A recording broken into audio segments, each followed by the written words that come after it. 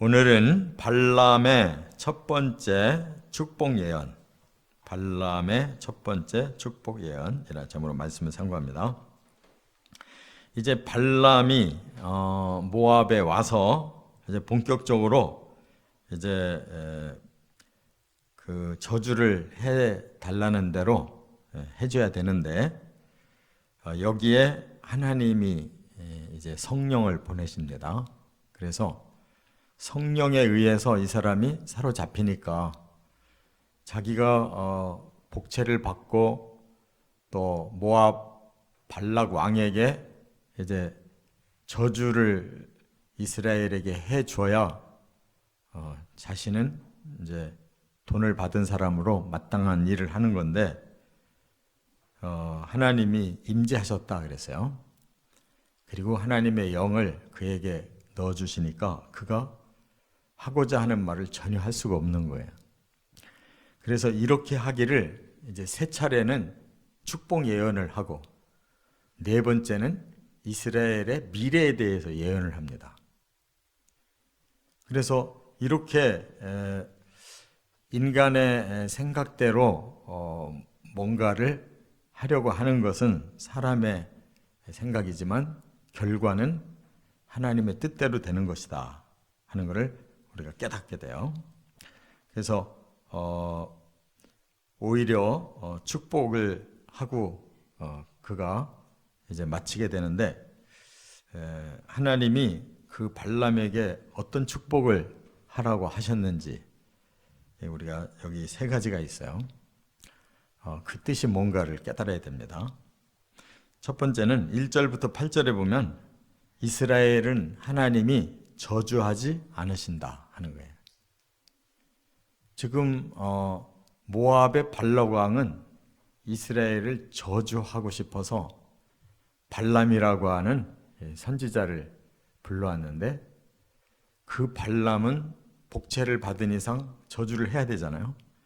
사람의 입장에서는 다 저주가 지금 돼야 될 입장인데 그걸 하나님이 나타나셔서 가로막으니까 하나님의 뜻을 전합니다. 이스라엘은 하나님이 저주하지 않으신다고 했다는 거예요. 그러니까 그렇게 선포를 합니다. 여기 4절에 하나님이 발람에게 임하시는지라 발람이 아뢰되 내가 7 제단을 쌓고 각 제단에 숫송아지와 순양을 드렸나이다. 이게 7 제단에다가 숫송아지와 순양을 드렸습니다라고 하는 말은 이제 발람도 하나님 앞에 이렇게 극진히 제가 제사를 올렸으니 이제 저를 이쁘게 보시고 이제 제가 하고자 하는 일에 자신의 일을 형통하게 해달라는 뜻으로 7 제단이나 쌓았다는 겁니다. 그런데 사람들은 이렇게 하고 싶은데 여기 8절에 보니까 어떤 결론이 나왔냐면 하나님이 저주하지 않으신 자를 내가 어찌 저주하며 여호와께서 꾸짖지 않으신 자를 내가 어찌 꾸짖으랴. 이렇게 결론은 자기가 하고 싶은 대로 안 된다는 거예요. 하나님이 사로잡으시니까 저주하고 싶고 꾸짖고 싶어도 그 말을 도저히 할 수가 없다는 거예요. 이렇게 하나님의 통제를 받고 그가 저주 대신 이제 축복을 하게 됐다는 말을 지금 고백하고 있어요. 이 세상의 역사가 사람의 도모대로 되면 뭐 금방 그 사람들이 원하는 대로 세상은 그냥 물질이 막 극도로 발달해가지고 다 낙원될 것 같고 그런데 실제로 결과는 어떻게 돼요? 낙원이 아니라 이 지구는 지금 다 망쳐져 있고 사람은 더 완악해서 가장 무서운 존재가 사람이에요. 다른 건 무섭지 않은데 사람이 제일 무서운 거예요. 이런 지옥을 만들고 있잖아요, 세상이. 그게 다 어디서 나왔어요? 사람의 마음에서 나오는 거예요. 그리고 배후에서 사탄이 그것을 시키고 있어요. 그래서 하나님이 도저히 저주해서는 안 될 이 선민을 지키려고 특별히 나타나시니까 발람이 제어가 됐다 그 말이에요. 근데 그러면 하나님이 계속 나타나서 이렇게 하시면 좋겠는데 왜 가만히 놔두실까요? 그것은 바로 사람이 사탄 편을 붙었기 때문에 그런 거예요. 아유, 사탄이 사람을 지배하지 못하도록 하나님 만들어 놓으셔야 되지 않습니까? 그러면 사람은 사람이 아니에요. 로봇이지. 사람을 왜 자유롭게 만드셨냐면 하나님이 사람을 하나님의 형상대로 만들었어요. 자기 결정권이 있는 거예요. 사람을 존귀하게 만들었다고. 로봇으로 만들어서 마음대로 막 부리려고 하는 존재가 아니고 사랑을 나눌 수 있는 인격체로 하나님의 형상에 걸맞게 만들어놨기 때문에 만들어진 이상 사람이 마음을 결정하는 대로 되어지는 거예요. 그렇기 때문에 지금 이렇게 하나님이 일시적으로 강권해서 발람을 막아주시고 그는 저주를 해서는 안 될 사람이라고 가르쳐주고 있는 거예요. 특별한 사건인 것이죠. 이렇게 계속 될 수가 없는 거예요. 그렇기 때문에 사람의 마음을 변화시키려고 하시는 거예요. 하나님은. 하나님께서 복음과 성령으로 사람의 마음을 변화시켜서 이 세상을 사람들이 올바른 마음을 씀으로써 변화되기를 원하는 거란 말이에요. 우리도 자식을 낳으면 자식 내 마음대로 키우고 싶어도 안 되잖아요. 그 자신이 인격적인 존재고 자신이 자유의지가 있기 때문에 자식이 가고자 하는 거를 잘못된 거 알아도 억지로 못 돌리잖아요. 로봇으로가 아니니까. 하나님 마음을 깨달으시 바랍니다. 사랑하시고 저주하지 않고 축복하고 싶어도 사람들이 반대편을 선택하기 때문에 이렇게 세상이 점점 악하고 이렇게 망해가고 있는 것을 깨달아야 된단 말이에요. 그게 우리의 죄란 말이에요. 이 죄를 통탄해야지 사람이 변화가 오지. 죄를 지면서도 통탄하는 마음이 없으니까 안 변한단 말이에요. 그래서 하나님은 인류에게 바라는 게 딱 하나요. 회개하라는 거예요. 그래서 마음을 고쳐먹으라는 거예요. 하나님이 복음과 성령으로 우리를 도와주시겠다는 거예요. 저주하고 싶지 않으신 하나님. 근데 사람들은 서로 저주해서 자기 개인 이익만 얻으면 끝이에요. 그러니까 이 세상이 이렇게 저주를 받고 망해가고 있는 거란 말이에요. 두 번째, 9절에 보면 이스라엘은 홀로 살 자다 그랬어요. 이게 하나님의 발표예요. 그럼 홀로 살 자라는 말이 뭐냐? 여기 9절에 그랬는데 내가 바위 위에서 그들을 보며 작은 산에서 그들을 바라보니 이 백성은 홀로 살 것이라 그를 여러 민족 중에 하나로 여기지 아니하시리로다 그랬어요. 이 말은 무슨 뜻이냐? 여러 민족 중에 하나일 뿐이야 라는 게 아니고 그는 유일하게 하나님이 선택한 자다 그 말이에요. 그래서 그들은 어느 나라, 어느 민족보다도 하나님이 뛰어나게 해서 쓰실 자다 이런 뜻이에요. 독보적으로 하나님이 쓰시는 자다. 그런 말이에요. 뭐 그들이 잘나고 못나고 그게 문제가 아니라 하나님 마음으로 인류를 구원하려고 하니까 어떤 자들을 내가 쓸까 하고 고르고 뽑아서 아브라함의 믿음, 이삭의 믿음, 야곱의 믿음을 발견하신 하나님이 4대째 이스라엘을 선민으로 택한 거란 말이에요. 그런데 그 조상과는 다르게 이 백성들은 그런 믿음이 없는 거예요. 그래서 하나님의 뜻을 지금 계속 거스리면서 40년 광야 생활을 왔잖아요. 그럼에도 불구하고 모압이나 발람은 그를 저주하고 싶은데 하나님은 여기서도 끝까지 막고 있는 거예요. 왜? 이 사람들에게 언약을 줘서 쓰려고 하기 때문에. 그게 하나님의 마음이란 말이에요. 우리가 예수 믿고 구원받아서 천국 가는 거는 우리가 잘해서 가는 게 아니란 말이에요. 우리가 무슨 자격이 있어서 되는 게 아니란 말이에요.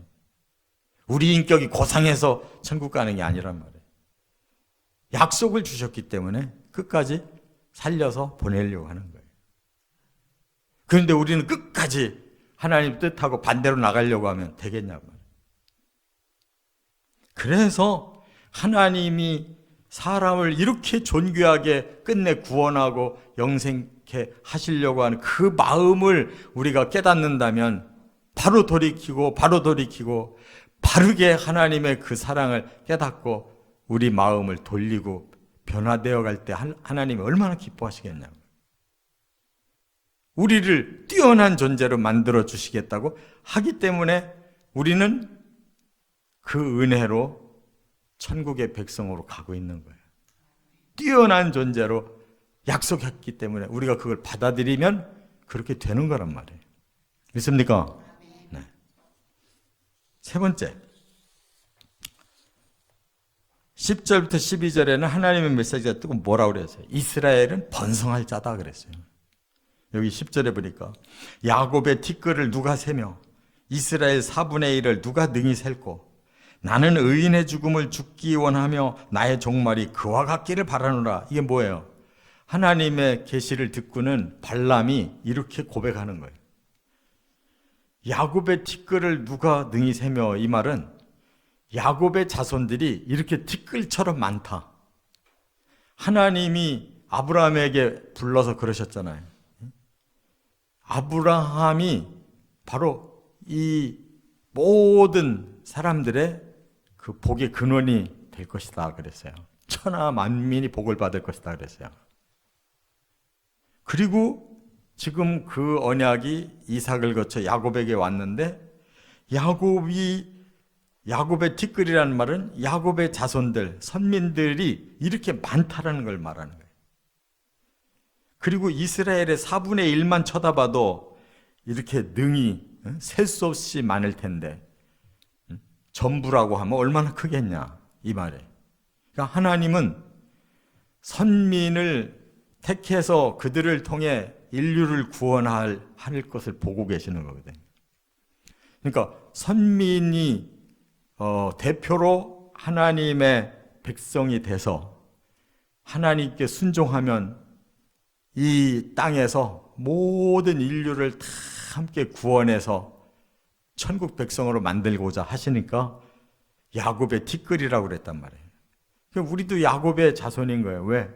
그 믿음을 하나님 보시고 택하시기 때문에 우리가 아브라함의 자손이다라는 로마서의 말씀은 혈통이 아니고 믿음의 혈통이란 말이에요. 그래서 우리가 그 아브라함과 이삭과 야곱의 믿음의 티끌이 된 거란 말이에요. 능히 셀 수 없는 하나님의 백성이 되는 거란 말이에요. 이렇게 계획하고 계시는, 복을 주시려고 번성케 하시려고 하시는 그 하나님의 계획에 누가 그걸 막을 수가 있냐, 지금 그 얘기예요. 깨달으시 바랍니다. 하나님은 이렇게 우리에게 복 주고 싶어 하시는 거예요. 근데 왜 복이 없을까? 우리가 그 믿음을, 그 하나님이 주신 언약을 안 받아들이니까 복을 못 받는 거예요. 그래서 믿는 채만 하고 살기 때문에 그런 거지. 진짜 믿는다면, 하나님이 뜻대로 하나하나 다 순종하고 산다면 하나님 책임져 주시겠다는 거예요. 근데 우리 믿는 채만 하고 살으니까 행동은 엉뚱한 짓을 자꾸 하고 말로만 믿습니다 하면서 하나님 따라가지 않고 자기 입장대로 막 살아가니까 그 평생 산 흔적이 복 받을 일을 못 하는데 어떻게 복을 어거지를 주냐고. 그래서 이스라엘이 결국 이렇게 하나님은 저주하지 않고 그들에게 정말 뛰어난 민족으로 은혜를 주시고 번성케 하고 싶으셨지만, 발람은 막아주셨지만 그들이 그 이스라엘의 역사 속에 계속 하나님의 뜻을 거역하고 목이 곧아서 교만을 떨고 끝까지 세속화로 나가니까 하나님이 북이스라엘 치고 남유다 치고 로마 시대 때 바로 예수를 끝까지 거부하는 그들을 끝내 서기 70년 치신 거잖아요.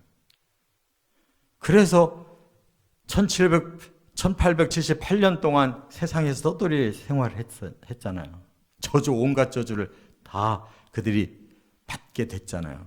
그런데도 하나님 언약을 끝까지 그들에게 주고 계시기 때문에 그들이 회복한 거예요. 그래서 이 세상에 다 멸망당했는데 다른 민족들은 에돔족도 사라지고 모압족도 사라지고 암몬족도 사라지고 다 형제 국가들 다 망해서 지금 그런 나라 이름이 없잖아요. 그런데 이스라엘은 지금도 살아있잖아요. 뭐 그들이 뭘 얼마나 잘해서 살아있냐고. 언약을 줬기 때문에 끝까지 기회를 주는 거예요. 그래서 환난 시대까지 기회를 주는 거란 말이에요. 환난 속에서라도 참 하나님의 뜻을 깨닫고 회개하라고. 그래서 마지막 구원의 문을 열어놓고 있는 거란 말이에요. 믿습니까? 그 하나님의 마음을 우리가 성경을 통해 깨달으라는 거예요. 그래서 우리는 바로 이 이스라엘의 백성과 같이 똑같이 하나님이 직접 복음을 주시고 성령을 주셔서 우리를 선택해서 그 복음 언약으로 구원을 우리에게 주셨기 때문에 우리도 지금 이렇게 살면 안 된다면 이스라엘처럼 살면 안 된단 말이에요. 스스로 다 쪼그라지는 인생을 살면서 뭔 천국은 뭐 부활은 믿지도 않고 그런 사람들이 어떻게 구원받겠냐. 그럼에도 불구하고 히틀러에게 600만 명이나 희생을 당했어도 다시 살려서 나라를 재건하고 지금 온 세계에 가장 강렬했던 민족 속에 유대인들이 들어가서 다 역할을 해. 지금도 미국은 유대인이 움직이고 있는 거예요. 그렇게 하나님이 축복하고 계시는 거예요. 그런데도 아직 목이 곧아서 하나님이 보내신 메시아를 안 받아들이니까 엉뚱한 짓을 계속 하고 있는 거라고. 여기 이 본문에서 하나님의 마음을 깨달아야 돼요. 오히려 발람을 통해서 역설적으로 하나님이 이스라엘을 얼마나 사랑하고 계신가를 역설적으로 깨달아야 된다고. 그래서 첫 번째 축복을 이렇게 지금 말씀한 거예요. 그리고 그 다음에도 또 복채받았으니까 또 저주를 해야 되는데 또 성령이 가로막아서 또 축복하고 또 하려고 하는데 또 가로막아 또 축복하고 마지막 네 번째는 이스라엘은 미래를 이렇게 쓰겠다라고 하나님이 예언을 하고 계시잖아요. 어떻게 그걸 사람이 막냐고. 그러니까 모든 걸 다 준비해 놓으시는 하나님의 그 뜻만 받아들이고 우리의 목만 꺾고 겸손하기만 하면 이러한 복을 받게 되는 거예요. 그 마지막은 영생이란 말이에요. 할렐루야. 이 놀라운 성경의 말씀을 왜 그렇게 깨닫지 못하고 왜 못 받아들일까? 왜 옹졸한 마음을 가지고 계속 하나님의 뜻을 거스리려고 할까? 사탄에게 우리가 계속 시험에 넘어가고 있기 때문에 그래요. 이 세상 것을 너무 크게 보고 있기 때문에. 별것도 아닌 거 가지고 작은 자리라도 하나 차지해야 마음이 편해지는 그런 욕망 때문에. 꼭 깨달으시고 정말 하나님의 이 말씀대로 여기 11절에 결국 발락이 이렇게 말해요. 발락이 발람에게 이르되 11절에 그대가 어찌 내게 이같이 행하느냐 나의 원수를 저주하라고 그대를 데려왔거늘 그대가 오히려 축복하였도다. 막 발람은 막 화가 나는 거예요. 자기가 큰 돈 들여서 복제까지 줘가지고 저 멀리 아람에서 불러들였는데 어떻게 이렇게 할 수가 있느냐. 근데 대답은 뭐 뻔한 거예요. 하나님이 막으시면 못하는 거예요. 하나님이 저주하지 않겠다고 번성하게 하겠다고 하는 민족을 사람은 꺾지 못한다는 거예요. 그래서 지금도 그 언약이 살아있어서 이스라엘이 저렇게 있는 거예요. 잘나서 있는 게 아니라고. 목이 곧아도 언약을 하나님이 거두지 않았기 때문에 있는 거란 말이에요. 그런 은혜를 우리도 깨닫고 목을 꺾어야 돼요. 하나님을 더 많이 깨닫고 더 많이 인정하고 우리 자신을 더 많이 회개하고 더 많이 변화돼야 된다. 거기까지 가시기를 주의 이름으로 축원합니다.